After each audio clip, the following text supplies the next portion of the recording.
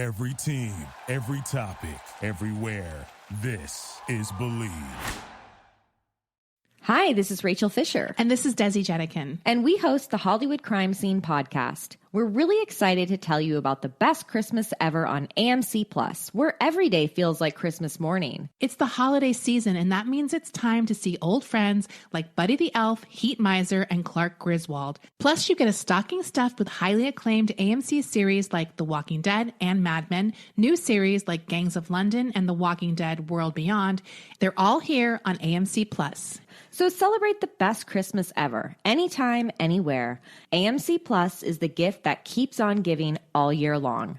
Sign up today at amcplus.com. AMC Plus, only the good stuff.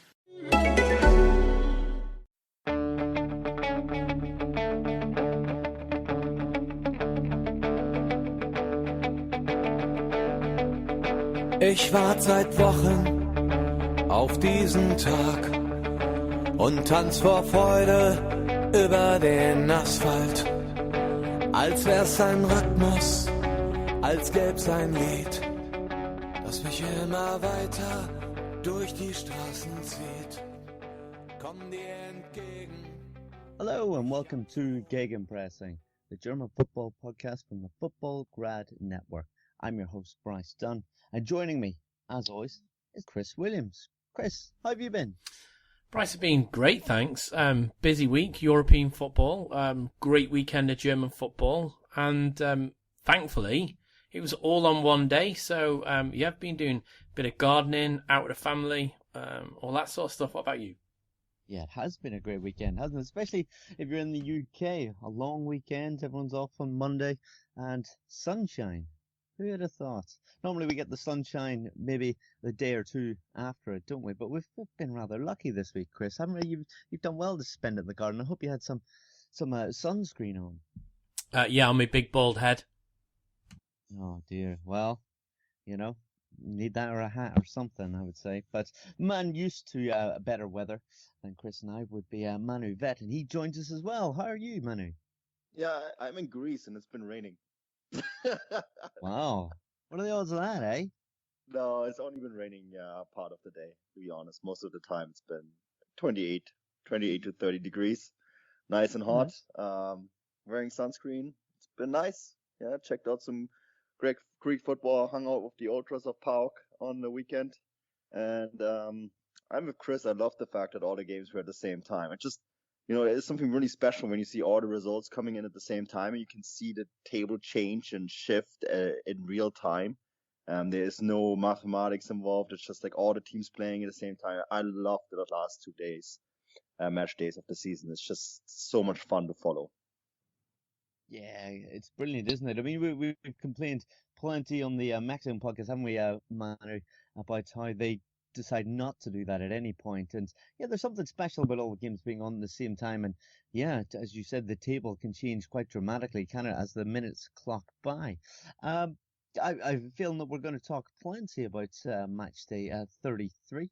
But guys, the championship's obviously done, but there's plenty of other areas and actions going on. But let's talk about transfers first. Chris, let's go to you on this one. We're going to talk about Borussia Dortmund, and I suppose it's not a player transfer, but more a coaching transfer, as Sebastian Rode has come out and said that, Stoker's time is coming to an end and he shall be replaced. Well, what's your views on this, and how do you think it'll affect Rode maybe in the squad? Well, I think it'll affect him, the fact he'll be fined a week's wages. Dortmund are not happy about that, and he will be fined. That's been various news outlets to say he'll be fined for suggesting Stoker will be replaced. Obviously, he's well within his rights to say that. We all know how, I think, poor Dortmund have been pretty much since Stoker took over, really. They've had the odd good result, but it's been peppered with punishing results against Bayern. And I think more than anything else against Schalke really hammered home that they aren't the top club in the area. And the last game this weekend was just as bad. They're dreadful again. So it's no surprise, but for Sebastian Rode to come out and say that is a little foolish for him, maybe. Well, it'll cost him a couple of €1,000, I'm sure. But yeah, I think he's right. Sky Sport over in Germany broke this evening that Dortmund have agreed terms with Lucien Favre, and they just now need to thrash out a deal with Nice. So we'll see how that goes. First choice from last season, didn't get him. Got obviously Peter Bosch, and the rest is history. So yeah, if it's true, if it's on the money, if it's a good source that Sky have got, then I think it'll be a very, very good signing for Dortmund. And I think we know it's going to be this guy. That's why some of the players have been extending their contracts. So unsurprising in the long run, but exciting, I think, if you're a Dortmund fan or someone who follows Dortmund, or if you just want to see Bayern Munich get a challenge. This will hopefully help that next season. Yeah, that's it. That's something that we'd all like, wouldn't we? A closer title race, and for Dortmund to get back to their exciting ways of the past. But Manu, what can we expect from Lucien Favre coming in from Nice, and provided it does get over the line? Well, we can expect the unexpected. I think that Lucien Favre is one of the most fascinating coaches in world football, and because he plays a style that you don't really expect from teams.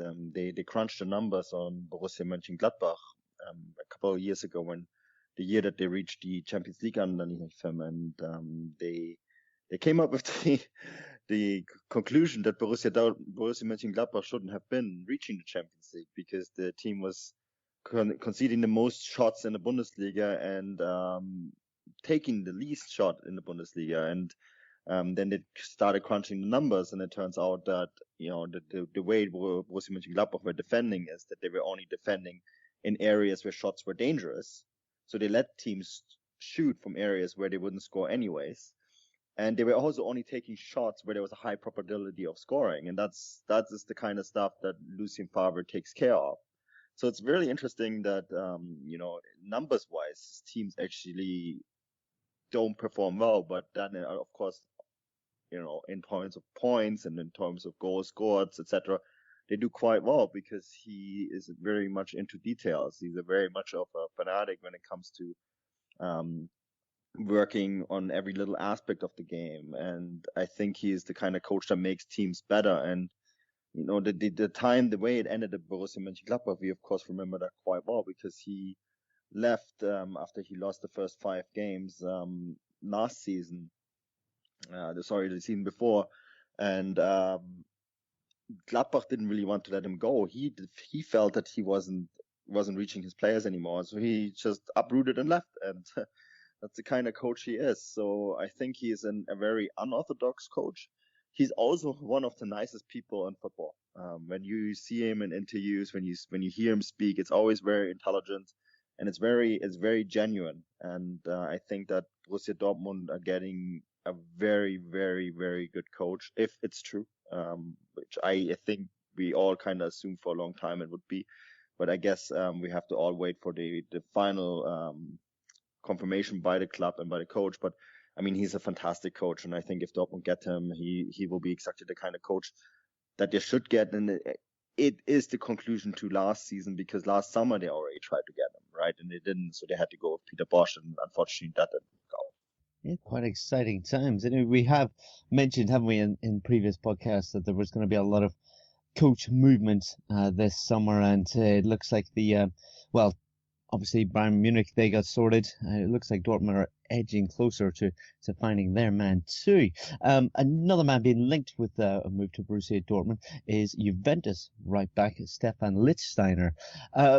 Chris, is this a surprise move? Is it a good move? And also, I suppose, is the right back position a position that has been of real concern at Dortmund this season? Is that something that you feel?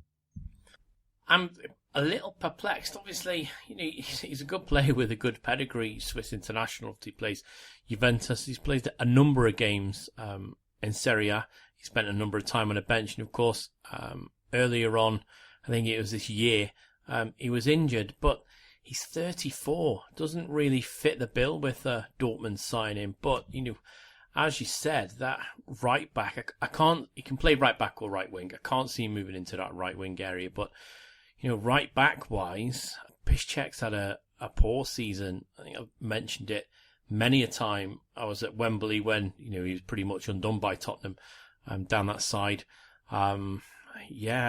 Obviously, Jeremy Toljan can play right back as well, but he maybe hasn't been as proficient as he should have been so far. And then they've got centre backs who can play in that area as well. Socrates at a push can play there, and Akanji, obviously the lad they signed in December, can play there. But maybe this is a contingency because they're going to be fighting in 3 competitions next season. You would expect, barring some sort of monumental collapse on the last day, like I think it's going to take a 3 or a 4-0 defeat by Hoffenheim, and then Bayer Leverkusen have to win 3 or 4-0 for Dortmund not to get that Champions League slot. So you would expect that they will be in the Champions League next season, and you would expect then them to have a good crack at the league and also the Pokal. So yeah, you do need a big squad, and if he's willing to come in and maybe play a couple of cup games, the odd Champions League game here and there, he hasn't played that many for Juventus.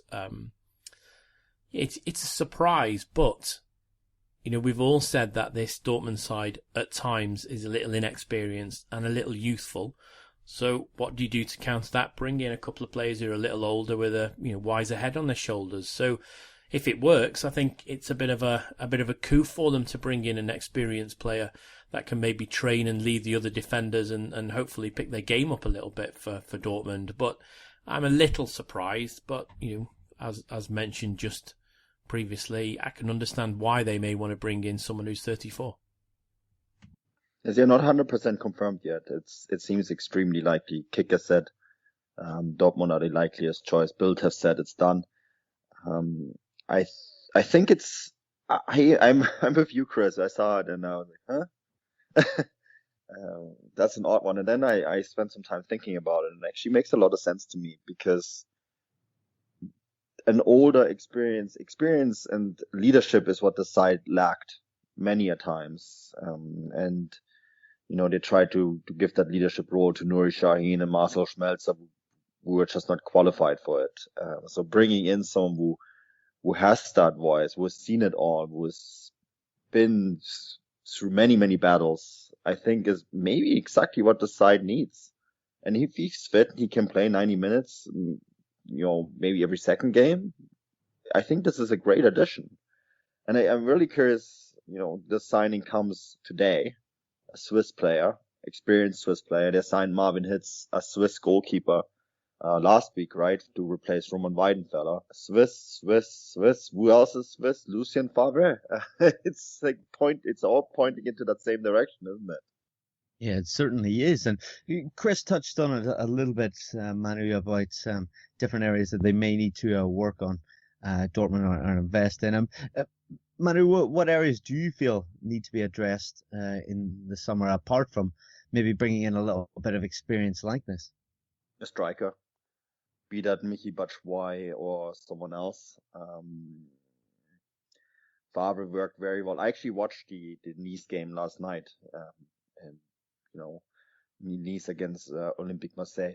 It was a very good game, and of course Favre coaches Nice, and I was the one player who I thought was very good, and he's a free agent in the summer, and you'd be shocked to hear this coming out of my voice. It was Mario Balotelli.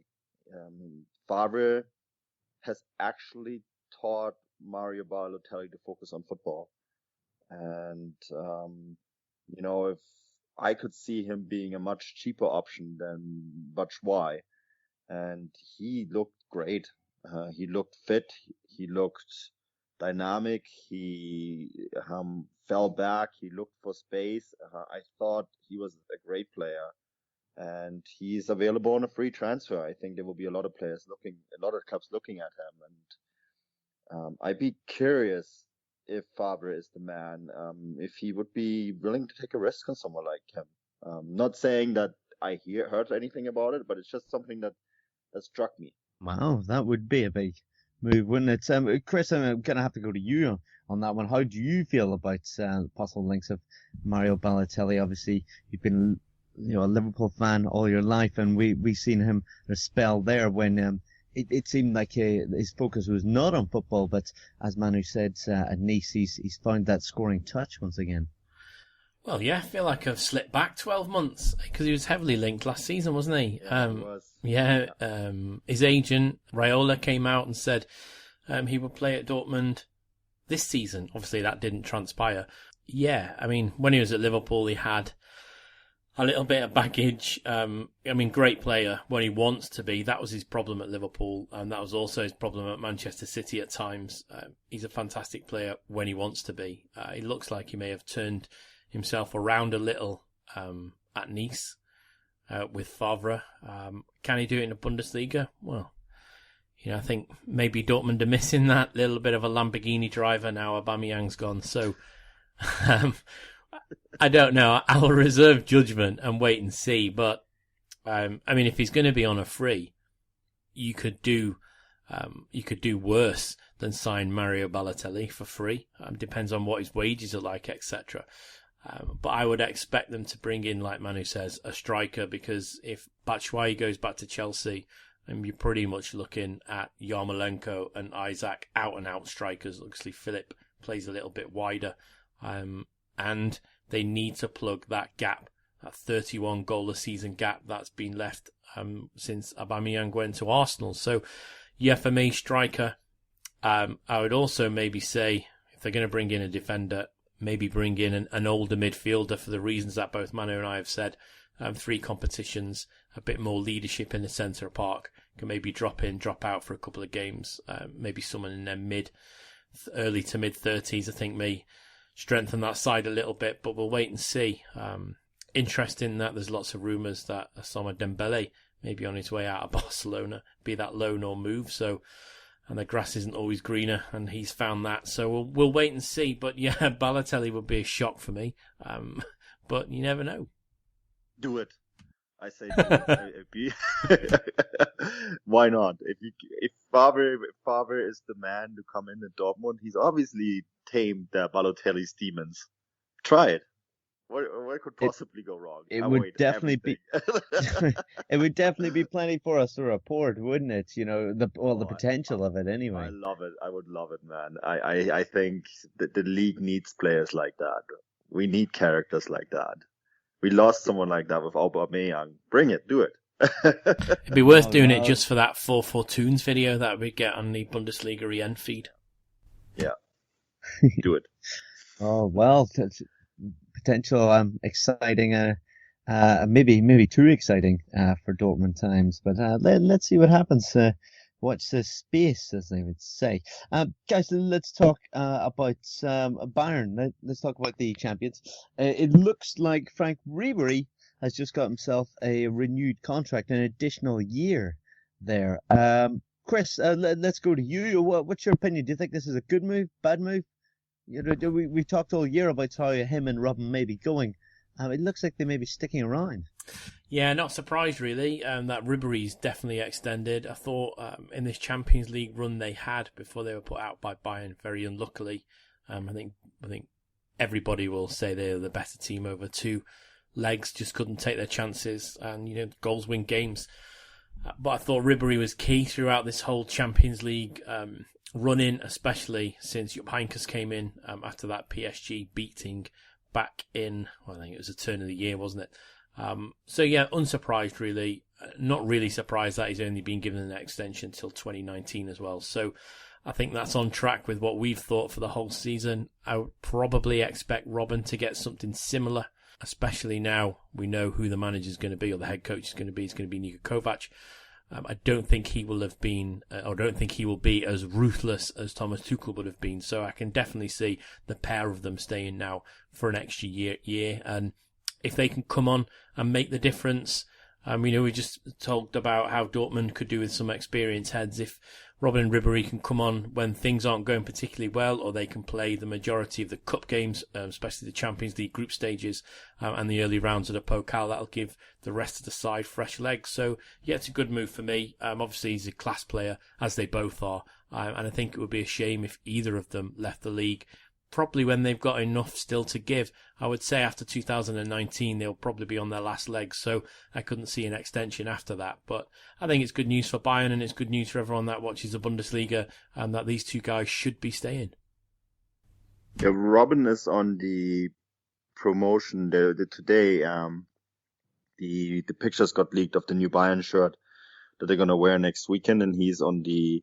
Robin is one of the players used for the promotional material, which suggests that he's going to stick around, right? I mean, you don't put one of your players on the promotional material and then get rid of him shortly after. At least that's what I would expect. Yeah, you would imagine if he's going to be there, you're in those promotional shots, then that guarantees he'll be there anyway. But yeah, I mean, guys, we talked about Dortmund maybe lacking some experience. These two fellas are extremely experienced. And do you think that's one of the reasons why there's such that gulf domestically between the two sides? No, I think they're just a very good side, Bryce. And but they have to. I am a little worried that we've seen the last of the really great matches of this side, maybe against Real Madrid in that semi-final. It did feel a little bit like the end of an era. With the likes of Boateng, for example, looking perhaps to leave. Robben, Ribéry. I reckon this will be the last year. I think we'll find that the gulf will close all of a sudden very quickly, and that's because this Bayern side has been fantastic for many, many years, and should have probably won more international titles than they did. And for whatever reason, they didn't. Maybe it was because of coaching. I reckon that under Jupp Heynckes, they probably would have won more than they did with Guardiola and Ancelotti, but it wasn't meant to be. They had different plans. But it just did feel a little bit of an end of an era when they went out in that semi-final. I reckon there will be a changing of the guards, and it will happen slowly but surely. And players like Gnabry and Tolisso and Coman, they will step in, but they will not step in right away and be on that very same level.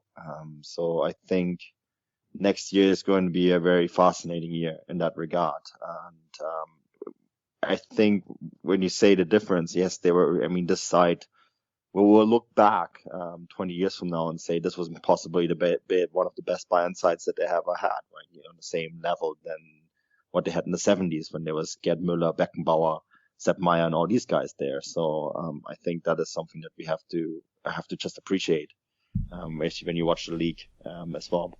Unfortunately, though, they didn't win a Champions League or the European Cup 3 times on the run like that classic side, though. I think that's what they'll be judged on. Yeah, most definitely. You would say last season they should have definitely beaten Real and got to the final, and you would have expected them to win in Cardiff. And this season, over the 2 legs, you would have thought they should have got to that Champions League final again. And obviously, you look at the time, they missed it against Chelsea. Obviously, they won it the year after, but there's just been too many slips for this side. And you're looking at the ages of them, I think it is going to be really interesting, because I think Schalke will have learnt a lot. Dortmund, you would hope, would be a completely different club next year under a new manager. Nagelsmann has learnt brilliantly the second half of this season, so you would hope that Hoffenheim can offer something better, as with Bayer Leverkusen. And I think Kovac will have his work cut out. There's a lot of elder statesmen in that side, including goalkeepers, centre-backs, midfielders, and even the attack's getting a little old. If you look at a player's prime ages, probably 26 to 28. Bayern have certainly got a few players over that age range now, so it's going to be fascinating. But yeah, I'm in the agreement with Manu that any team that wins a league 6 times on the run has got to be in for a shout of one of the best sides ever. It's just disappointing for me that, unfortunately, I've not seen them in as many Champions League finals as probably we should have done. Guys, just talking about that side, and Chris, you mentioned that the attack is aging as well. Do we see Robert Lewandowski being there one more season? I'm going to say yes, because the management have been so vociferous in saying he's not going anywhere, and I don't think Bayern are the type of team to get bullied. And, well, if he wanted to go to Real Madrid, I think he spectacularly failed that audition over 2 legs. Yeah, he certainly didn't turn up like we know he can. A bit of a shame for them, and not a great advertisement, was it, for himself, if he did want to make a move there. But guys, let's talk about RB Leipzig now, who are looking to replace Naby Keita. He will be moving on to Liverpool in the summer. It looks like they're going to poach somebody from Salzburg, which we've seen happen. No, what? Times. I can't believe Yeah. that. Are they from Rasenballsport press. Leipzig are going to sign someone from Red Bull Salzburg? That shocks me. Oh, come on. If you're UEFA, there's no link between No, the well, there is no sides. link. That's been proven. That's why there will be money exchange. Well, let's get back to the point. So Manuel, we'll go to you once you stop laughing, and discuss who they're bringing in. I mean, if I'm being honest, I don't know much about Amandu Hadra, but maybe you could someone tell- hasn't watched the Europa League. Oh, Oh, my word. And you've missed out. Well, that's it. I did tune in just as I seen Extra Time come up the other day. Manuel, a game that you were at. Whew. What And dramas? I fell in love with that entire Salzburg side. It's so different when you watch them on TV and then you go there and you see them in the stadium. And yeah, controversial side for many, many reasons. But this Salzburg side, the football that they were playing in Europe, absolutely remarkable. Marco Rose has them play a style of football, similar, of course, to what Leipzig did last year. Very similar, and I would actually reckon that the Salzburg side is right now currently better than the Leipzig side that we saw this year. Every player in that squad is schooled to the highest level. They're all physically fit. They all press hard. They all have the ability at high speed to make directional changes, play a dangerous pass, make a dangerous shot. At the same time, defensively, they're so aware. They're so well tuned. It's absolutely remarkable. And Haidara is one of many players that stood out for me. I mean, Munas Dabur, Samaseko, Wang, the Korean, Masimoto, I think, as well, the Japanese player. There's so many that just are such a high level and play such great football. And Haidara, he of course scored the opener against Olympique Marseille in a match that I think Salzburg should have won. It ended controversially. There's lots of controversial decisions on both sides, but I think Salzburg should have probably won this match in 90 minutes. Even if they would have conceded a goal, they should probably scored 3 or 4, to be quite honest. And Haidara's score was absolutely remarkable. He picks up the ball in his own half, and off he went. And there's many tweets been posted this week saying don't compare him to Keita, or tune in the Keita Haidara comparisons, etc., etc. There is some comparisons, of course. Players have similar styles if they play on similar positions, and especially if two clubs like Salzburg and Leipzig play the same style of football, then they're of course encouraged to play the same role, right? I think that Haidara is not the same player than Keita, but I think he can fill the hole that Keita is going to leave. And I think he is going to be the player, and it looks like he will be for 50 million euros. 50 million euros will be transferred from one Red Bull account to another. He will be a fantastic player. I think Bundesliga fans can be very excited about seeing him. He's a very, very good player. And I personally thought, I can name 4 or 5 players out of that Salzburg side on top of my head that I think could make a difference in the Bundesliga, and he's absolutely among them. And I think that we'll see many, many players of the side play in the Bundesliga very soon, and then we're probably going to see the coach as well in one capacity or another.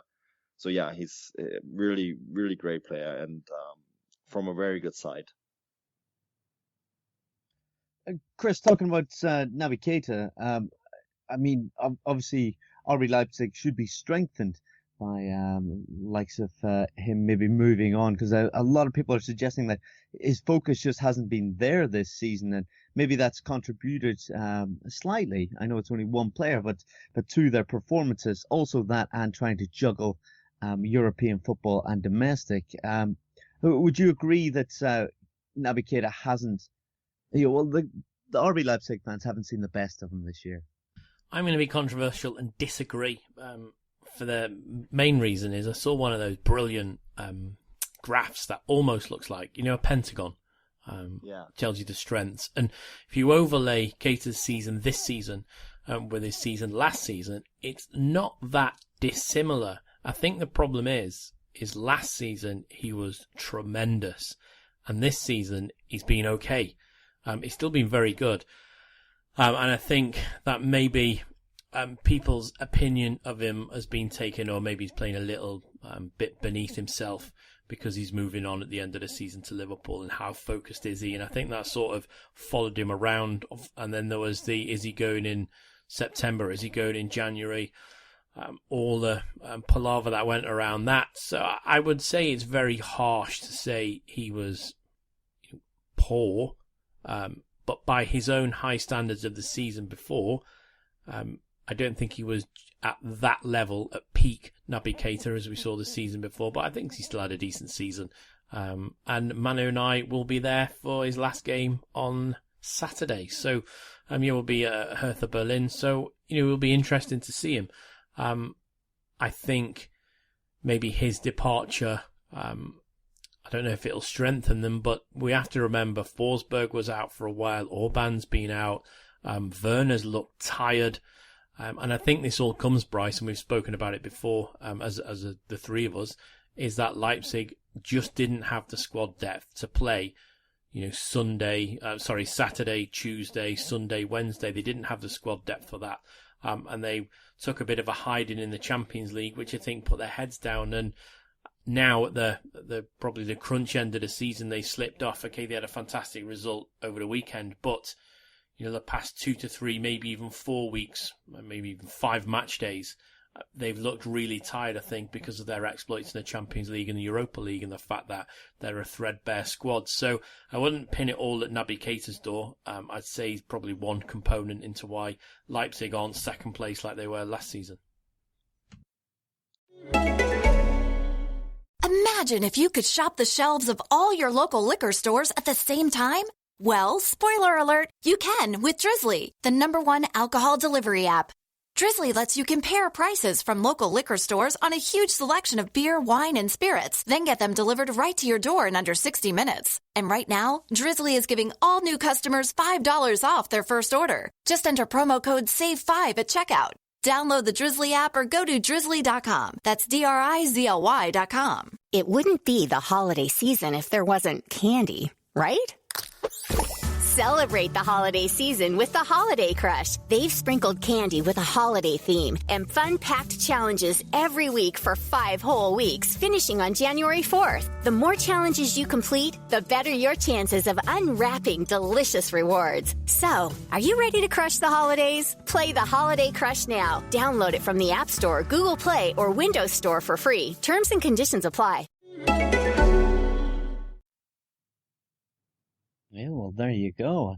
I enjoyed hearing that you disagree with the people out there that have said that he's had a poor season, and I think Liverpool fans can be excited about having him in their lineup next season. Bryce, let me add my 50 cents to this. Look, it's the final match day of the season, and Leipzig can still reach the Champions League. Right. Very true. Not been that bad a season. You have to remember this is the second year in a row, and it's only the second year in the Bundesliga, and they could be a side that playing 2 years in the Bundesliga and qualify for the Champions League twice. And even if they don't make the Champions League, it's still only the second season in the Bundesliga, and they will still have played out of 2 times. They will play 2 times in Europe. This is something that we have to remember, right? And when we talk about this Leipzig side, there's lots and lots of big project teams that came into the league and did nothing near what Leipzig has done over the last 2 seasons. Do you think the problem has been that they did so well last season that your expectations were then just so high once again, almost set too high? Yeah, absolutely. I mean, look, even in Europe, they reached the quarterfinal of the Europa League. First ever European season, and that second game, the 5-2 result looks bad, right, against Olympique Marseille.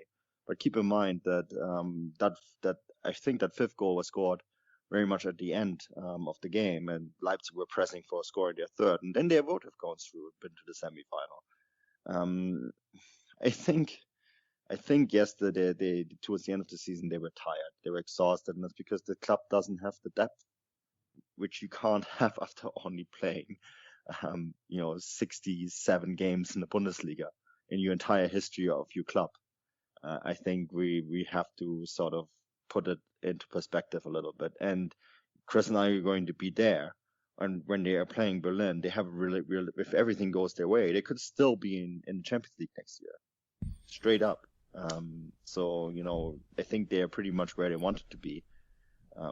Even though, some of the results lately haven't been great, but they're still within a shout of reaching the Champions League, and still get the Europa League if they fail to do that. So I think things aren't as bad as they have they looked at times.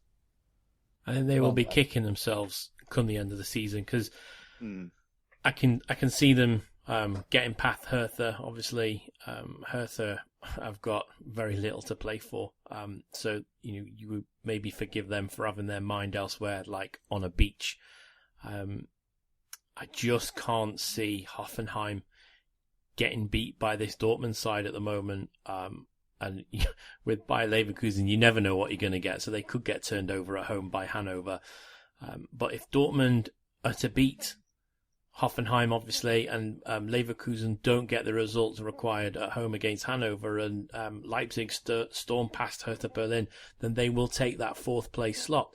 I just think it's going to be one game too far for them, and the whole setup from staff down to players will be kicking themselves at 5:30 on Saturday night, I think, because a couple of better results towards the back end of this season, and they should easily be probably knocking on Dortmund's door in third place. Yeah, well, guys, I think at this stage we need to look at the table and work our way down. So we've got plenty still to play for, plenty to discuss, as we've just mentioned. I suppose when you start off with, we can leave Bayern out of it. We've already talked about them winning the championship. That's done and dusted. But let's talk about Schalke. They secured second place with a win over Augsburg. Manu, you believe that the wheels would come off the bus at some stage, but they managed to more than just get it over the line. I mean, they've looked fairly solid, haven't they, all season? Yeah, Schalke, yeah. I did expect the wheels to come off, and I guess they didn't. So here's to Tedesco, and second place is a huge success. So yeah, good for them. So reluctant. Let's move further on down, because it was going to go to Chris, but Chris likes Dortmund, so what's the point in that, right? Hey, no, I can be impartial, Bryce. I'm an impartial journalist. International Sports Press Association impartialist. Oh, come on, say something positive about them. I mean, come on, guys. Tedesco's done a fantastic. Oh, okay, yeah. So he's done a fantastic job, and Schalke are quite rightly ahead of Dortmund this season. The football they've served up has been better on the whole. I do think Schalke had a shaky patch. I thought when I went to see them, which I can't even remember when that was, but it wasn't that long ago, I thought they were okay. But at the start of the season and towards the back end of the season is why they're in second place. They've played some fantastic football. That game against Dortmund in the Veltins Arena, the football was lightning fast. It was beautiful. And I'm sure Tedesco and his staff will be rightly proud. And they should be a worrying note for anybody that gets them in their Champions League group next season, especially going to that arena, which once packed, and if the roof's closed, it's a noisy place. So I think they should do quite well, and they've got a good history overall in the Champions League. The fact that they've been able to put 5 points between them and the chasing pack is down to the chasing pack, but you can only go out and beat week in, week out. I would expect them next season to have a bit of a trouble like Leipzig have, and I will be I'll be exceptionally happy for them if we're talking this time next May, and Schalke are second and they've had a good Champions League. I think we can say that they've definitely arrived, but you can't take anything away from them.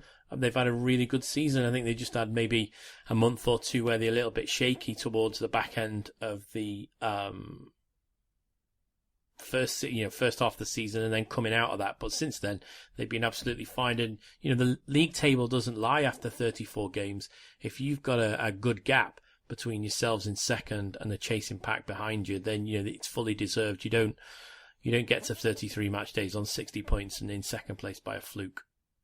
Yeah, and 60 points always get you into the Champions League, and they got that with a game to spare, right? So, mission accomplished. And I think, Bryce, I think that Tedesco has done a fantastic job. And I think the one thing that always kind of worried me was that the results were very tight. But I guess that's just his ability to get the most out of the side. Which is it's a skill in itself, right? So they absolutely deserve to be there. And do I think that they have the second best team in the league? No, I still don't think so. But they have the side. They have a side that got the second most or got the most out of it in any of the teams. And there was some noises. He had to break some eggs to get there. Veth to Juventus Turin, which is something that I questioned very much at the time. He then had to deal with the whole Maya situation, right? Which is we still don't know. He said that of course that he was mobbed. The club says something completely different, and that was a very, very noisy, messy separation between the two. And he still dealt with it and got the job done on matchday 33. So I think that is something that you really have to congratulate them on.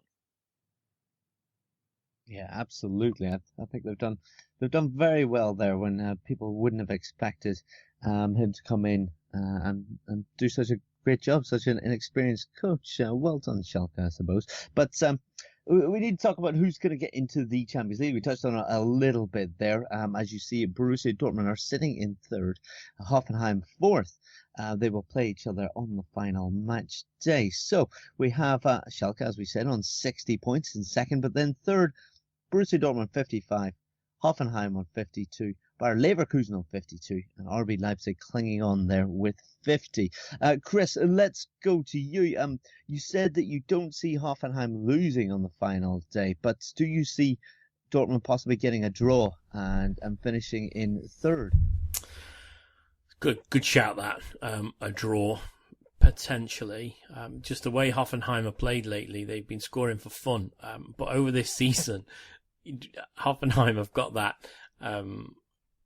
ability to win 4-0 or get beat 4-0. So that's why they're a fascinating side to watch. Although Nagelsmann's tied down that drubbing that they've received over the past few weeks or months.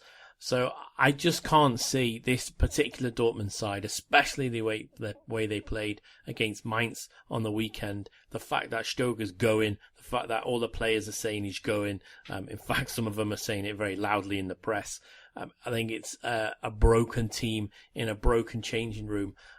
And I can see them getting beat by Hoffenheim, which then would push them into fourth. And then I think they're going to be praying that there's a slip up, that either Bayer Leverkusen get done over in their last game, and the fact that maybe they're praying for something to happen in Berlin. But it's going to be a close one for them. And you know what, Bryce? If Dortmund fall out of the Champions League places, it would not surprise me with the season they've had. Oof, that would be a hell of a shock to to the neutrals, I suppose, and the Dortmund fans.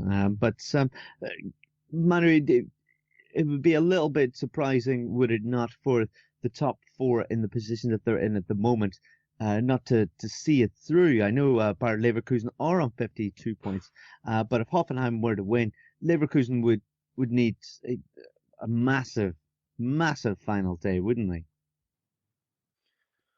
Yeah, although 3-0 defeat. I guess it needs to be a 4-0 defeat and a 3-0 victory, or vice versa, right? Is the minimum. There's 6 goals separate, and Dortmund have more goals scored, which is the other tiebreaker. Well, I think wouldn't it? Hoffenheim would have to smash Borussia Dortmund, and then Bayer Leverkusen would have to run riot, for Dortmund to fall out because of their better goal difference. I mean, it could happen, but the goal difference was what saved them in the Champions League and got them to the Europa League, right? I can see it being like that, or they hammer out a boring 1-1 draw, or they do what they have done all season and completely surprise us and absolutely destroy Hoffenheim, and then open the door for either Bayer Leverkusen and or Leipzig to go through. I think we really just don't know what we're gonna get. That's really the bottom line, and I think I'm with Chris. It wouldn't 100% shock me if they would fall out the way the season has been going, but I don't think it's going to happen. I think that Dortmund are going to finish in that top 4. Can they beat Hoffenheim? I think Hoffenheim have some key injuries as well, and that's going to be something that could potentially hurt them. They did lose to Stuttgart on matchday 33, right? A game where they did not look particularly good either. So I think maybe they're playing them at just the right time. But I wouldn't really. I guess anything is possible with this Dortmund side, right? And this is something that I've highlighted in the talking points that I did on Fußballstadt.com. We've got in the last 3 matches, we got hot, lukewarm, and cold from Borussia Dortmund. So which one of those 3 is it going to be? We'll find out next Saturday.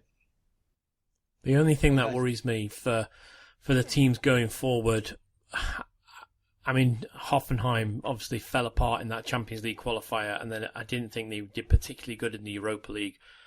Bayer Leverkusen, they've just been so indifferent that without some sort of investment over the summer, I think they could potentially be a whipping boy of that group, whichever they're in, especially if they get a group of death. And then Leipzig, for the same reason they failed this season, I think they'd fail next season, is their squad depth. So maybe in the current state that it's in, would be the lesser of the evils if you're looking at coefficiency numbers for the German league. I don't know for Bayer Leverkusen, because they've been out, whether they could adapt like we talked about last season, and Leipzig, for all the good they did last season, I think maybe a shot in the Europa League can help them build some more experience and build on from that, because as Manu said, they're very embryonic club still, still only months old if you're going to look at their full structure of life as a football club. They're still only a baby, so maybe if they want to sit at the top table, it's a little bit too soon for them. So if we're going to go, for me personally, I think the order that it's in now would probably suit the coefficiency points for next season. Yeah, although Leverkusen are going to put in a lot of money. They already signed that Brazilian kid, right? And then there's the rumor to have also been linked with the Brazilian kid from Ajax. So it's going to be interesting. And I think Rangnick, very loud statement that Forsberg is going to stay. He's put his foot down. I quote, "In the last 6 years, I always got my way." Even with Keita, in some ways, I guess he did. So I maybe next year a little bit better, but then again, Hoffenheim might be too. So yeah. The big question mark is Dortmund going to put in another poor year like they did last year, right? I think that was almost the most embarrassing of all the German teams' performances in Europe was Borussia Dortmund. Oh yeah, it was throughout the Champions League campaign, and then to go out the way they did against. They only just about scraped past Atalanta, and then were woefully exposed by Salzburg.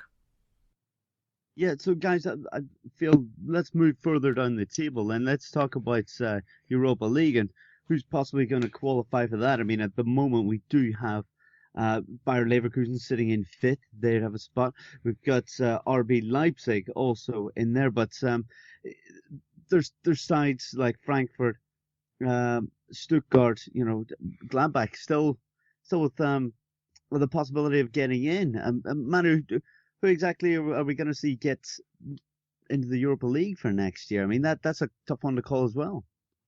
Yeah, so Frankfurt could turn the corner against Hamburg.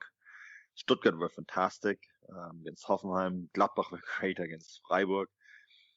Leipzig were great against Wolfsburg. So, I think Leipzig,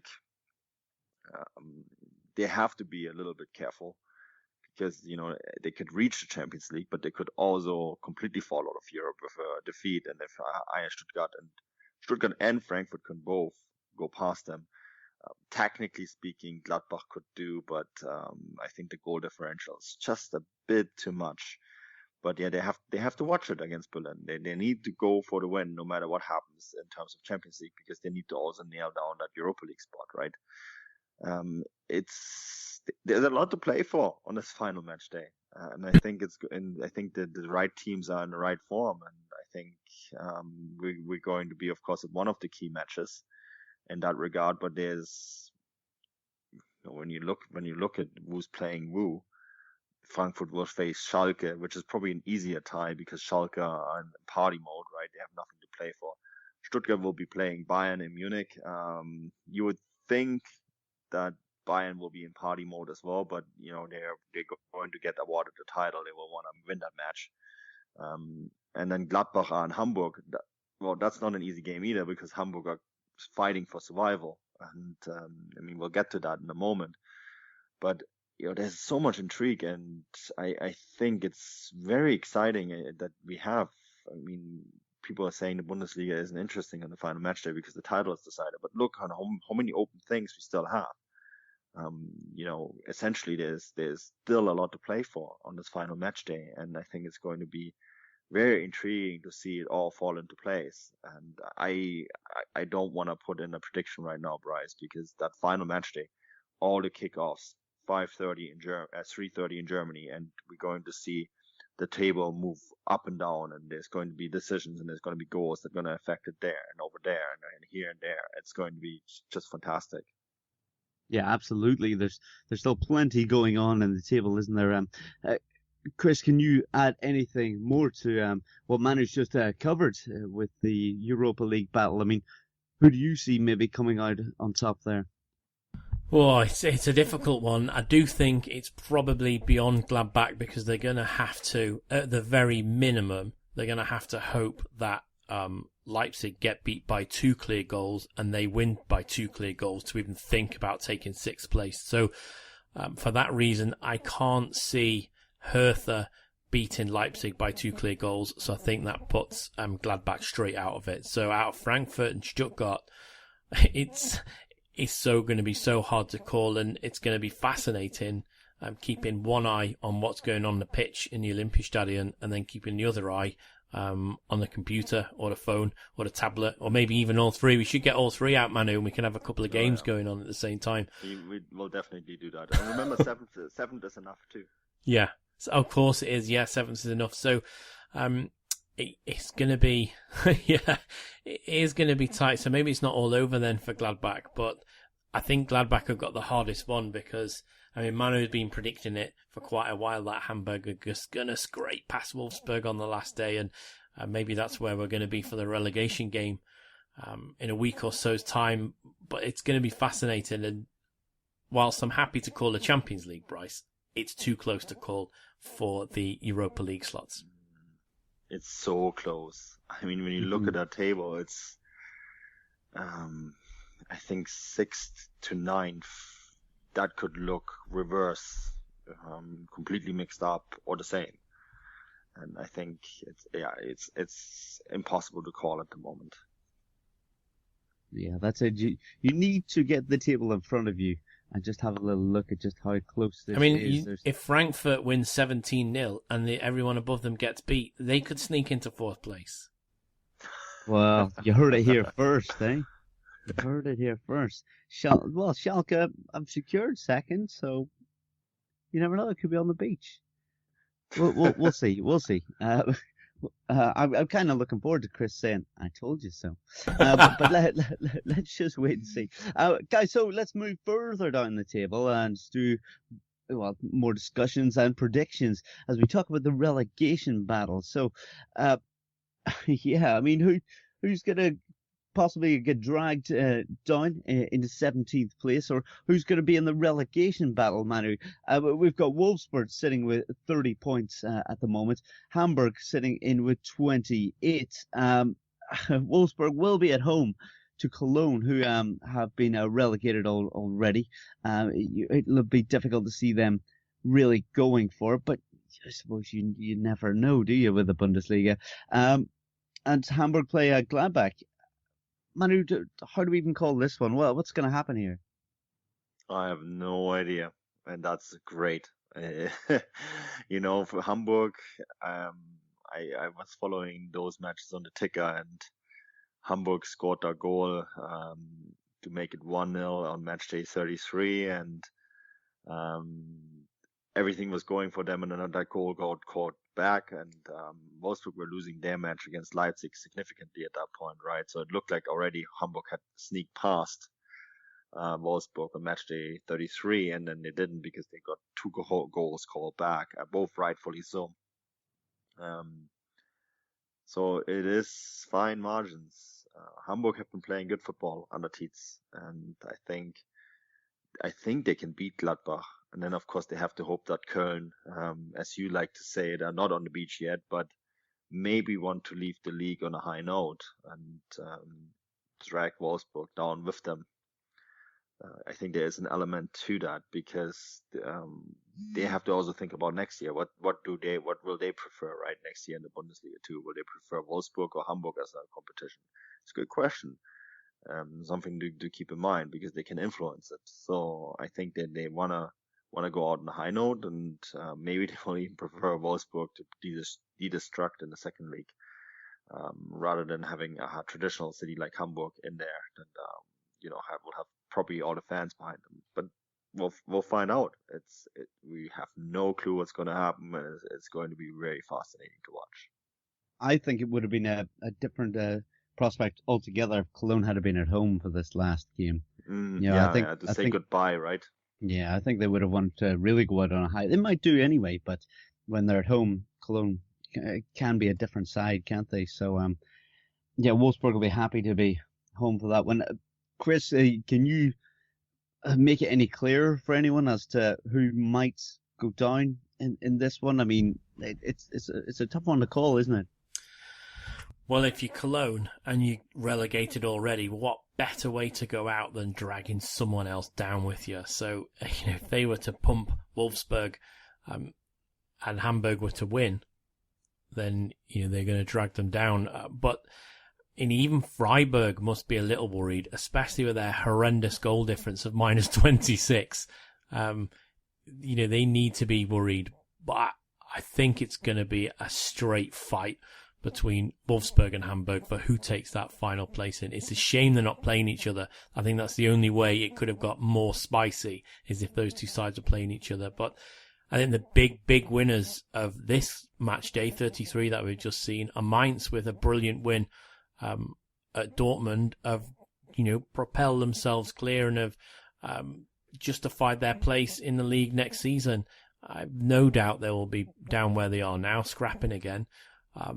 But yeah, this is closer to call than the Europa League slots. I think, on Saturday when Manu and I are at the match, we're going to be keeping an eye on the Europa League placing, certainly, and obviously an eye on the Champions League, because we'll have one of the teams that are fighting for both. But I think most of our eyes, and correct me if I'm wrong, Manu, I think we're going to be locked on to those games, Wolfsburg against Cologne and Hamburg against Gladbach. Oh yeah, absolutely. The ticker will be out. Maybe we'll get the conference on the screen as well. Yeah, it's fascinating. I love that final day, and there's so much to play for. The bottom, of course, the relegation, the agony of relegation. There's something about that. I wouldn't go quite as far as some Arsenal fan did and buy a ticket to see it all, to see the agony. Henry, we should give Henry a big shout out. Yeah. Amazing. If you haven't watched this unbelievable video on the Paddy Power Twitter feed. Then check this out, this fan denial thing, unbelievable. But yeah, back to Bundesliga. Guys, let's talk about the relegation and playoff as well. So Kiel, Holstein Kiel will be playing whoever is dragged into that third from bottom position. Who are they going to prefer to play, Chris? Or does it not really matter? They're going to have a tough old time regardless. Well, I'll go back to what we talked about last season. So if Hamburg pull it off on the last day, pardon the expression, terrible expression, especially if you're from Liverpool, if they manage to do that, then you will not want to play them because they'll be on such a high. Whereas if, it's Wolfsburg in that predicament again, then they were there last season, their heads will be down. I think they will probably prefer to play Wolfsburg because they will be on a downer rather than Hamburg will be ecstatic that they've got themselves clear of that automatic relegation slot. And to be brutally honest, Bryce, I think both Hamburg and Wolfsburg will get past Holstein Kiel. Yes, it's certainly going to be a tough one for them, isn't it? But, yep, you'd rather be that Bundesliga side that doesn't have to, gets the opportunity to play Kiel rather than going straight down, eh? But guys, has anyone seen the Bundesliga 2 table? Yes, the top is done and dusted, but if you look at the bottom, it's quite extraordinary. They're going into the final match day, and unfortunately, Kaiserslautern sitting in 18th. It's a real shame that they've been relegated. But above that, you've got from 11th place down to 17th. There's only 3 points separate them going into the final day. This is truly amazing. I mean, yes, goal difference will come into it. Some teams will be safer than others. But, Manu, that's a phenomenal final day to go into and a rather stressful one as a fan. It's amazing what parity can do, eh? You give all the teams the same amount of money and you get a table like that. It's really something that UEFA should be considering when I look at this, because parity does seem to work. It's great. It's what a league should be like. You want to have teams in an even level, and if you have lots of teams in an even level, then guess what? You get a table like that.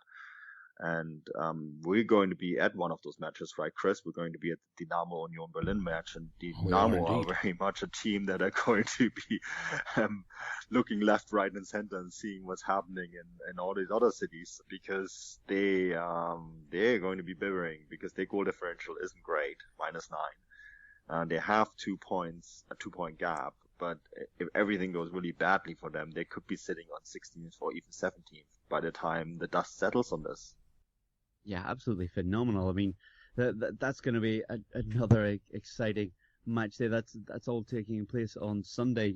We'll be tuning in for that and to watch them leapfrog each other, I suppose, at that end of the table. As those goals go in, and it just shows you what a difference a season can make. I mean, look at the minute who's in that 16th slot. It's Eintracht Braunschweig, who of course played Wolfsburg last season in the promotion playoffs. So it is such a tight league, and I'm really looking forward to going to Dresden on Sunday and seeing those two games against Dynamo. I'm looking forward to seeing Dynamo play Union.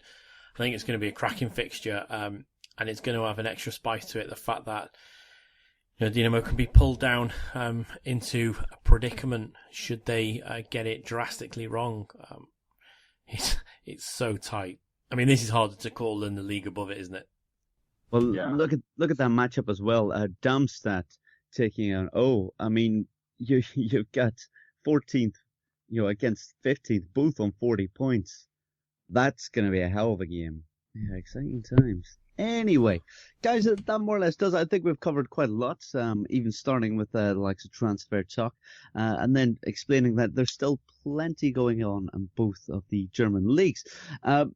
Chris, let's go to you first. What have you got going on this week? I'm sure plenty as always. What's going on this week? Well, obviously I'm just prepping for my trip to Germany on Friday, flying into Berlin on Friday, so looking forward to that.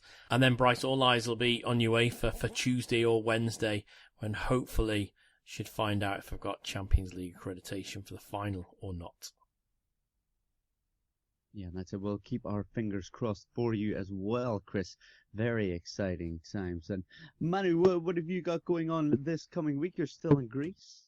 Yeah, I'm still in Greece. So there's lots of content from my time here in Greece. Hanging out with Thomas Farines, who's of course part of the Football Grad network, and checking out his fantastic project, Aniko. That's on Twitter, on Facebook, etc. Aniko has a homepage as well. So please go and check that out. There will be content from that, but there's also on footballgrad.com, we have an article up on PAOK, their final game of their season, which has been an insane season in Greek football. You know, we did the podcast with Ivan Savidis, post Ivan Savidis storming the field with his gun holstered to his belt. So, you know, the follow-up on what has been a conclusion to a crazy Greek season. And that article is already up on footballgrad.com. And there will be more coming. So, yeah, exciting times. Follow all that content, Football Grad, at Football Grad Live. And then on our Instagram account, we have some great pictures. That's Football Grad. Yeah, lots of great photos coming up on the Instagram page. Fantastic.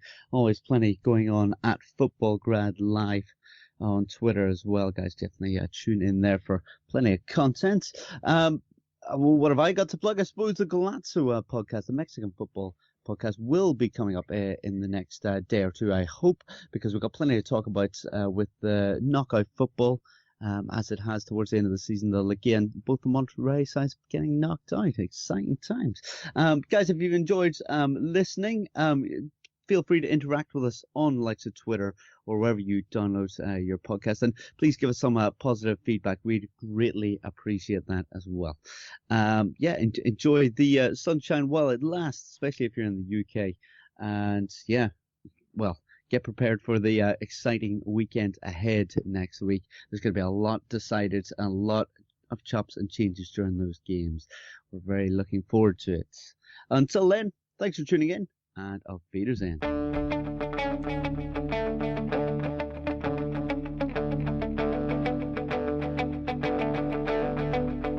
Ich warte seit Wochen auf diesen Tag und tanz vor Freude über den Asphalt. Als wär's ein Rhythmus, als gäb's ein Lied, das mich immer weiter durch die Straßen zieht. Komm dir entgegen, dich abzuholen.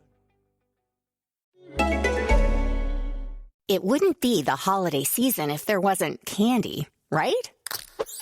Celebrate the holiday season with the Holiday Crush. They've sprinkled candy with a holiday theme and fun-packed challenges every week for 5 whole weeks, finishing on January 4th. The more challenges you complete, the better your chances of unwrapping delicious rewards. So, are you ready to crush the holidays? Play the Holiday Crush now. Download it from the App Store, Google Play, or Windows Store for free. Terms and conditions apply.